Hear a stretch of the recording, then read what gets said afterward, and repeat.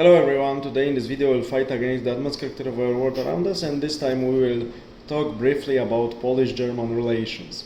And some people claim that Polish-German relations are very sophisticated and very complex, multi-layered.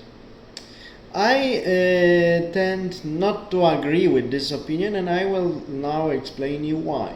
When we see, especially last centuries, with some exceptions, but also dictated by the circumstances, Germans always approach to Polish people and Polish state with despise, with sort of superiority complex, and they are treating Poland and Polish people this way or the other, but they treat the same in the same way as obstacle to their expansion to the east, Drang nach Osten, or the obstacle in fruitful and successful collaboration with Russia. Because we see that Germany have very long traditions with collaborations with Russia, even we have to say openly democratic Weimar Republic had no restrictions and no reservations in collaborating with newly established in 1920s Soviet regime. And these people knew what Soviet regime was doing, but they didn't care. They just wanted to have testing grounds for their military inventions, and they just wanted to develop the new types of weaponry that were not allowed by the Versailles Treaty to be developed on the German soil. And this is all what counts. And of course, Poland was always an obstacle to them. Now, after Second World War, they need to tolerate officially a dependent Polish state, but they are making it dependent economically, politically by bribing the business political elite of Poland, and of course offering a lot of scholarship to young people, especially in humanities, to spread the German vision of history and so on and so on. Very vicious but very smart approach from their side. And the only exception was, coming back to the interwar period, in treatment of Poland, of course, again from the point of view of the stronger one, but there was a sort of partnership. Better treatment of Poland happened after 1933, when National Socialism came to power, because Mr. Adolf wanted, of course, as a dominating power, but wanted Poland as an ally initially against the Soviet Union. Of course, first step was having Poland neutral in case of the German-French, German-British war, and there were some attempts of making this agreement, but the attempts from the Polish side were a little bit, when Marshal Piłsudski was still alive, he was trying to balance between Soviet and Germany, and he was doing it quite well, but he was inclining towards more the collaboration with Germany against the Soviets, but his successors were not able to keep these very difficult political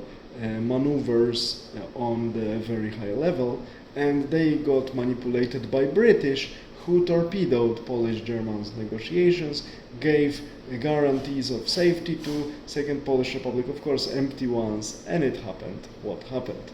But we have to remember that first 4 or 5 years of his government in Germany, Mr. Adolf and his minions tried to make some, I would say, warming, a little bit of warming of Polish-German relations, because we have to remember that despite the fact Weimar Republic was this what many people like today, parliamentarian and democratic, indeed it was, but it was fiercely anti-Polish and fiercely aggressive towards the eastern newly formed countries after the collapse of Austro-Hungarian Empire. So we see that they were not treating West like this, like Locarno Treaty, that there was an agreement that okay, western border will not be touched, but eastern borders of Germany can be regulated, could be regulated. So we see that Germans always never treated these countries on the east on the east side of the borders serious, and they were even calling them seasonal states. But the only, it's surprising, attempt of warming up a little bit these relations, of course, into the interest of Germany, but a little bit of warming and better treatment, these countries, especially Poland, received from National Socialistic regime because they wanted to have more pragmatic approach to the eastern border and just have some free hand in the coming war with the Western powers. So we see that the German approach to Poland never changed, and even today it's still approach of the older, wiser and stronger teacher, educator I would even say, and we, I mean the nations on the east from the Germany, need to listen because Germans are older, wiser and stronger and richer.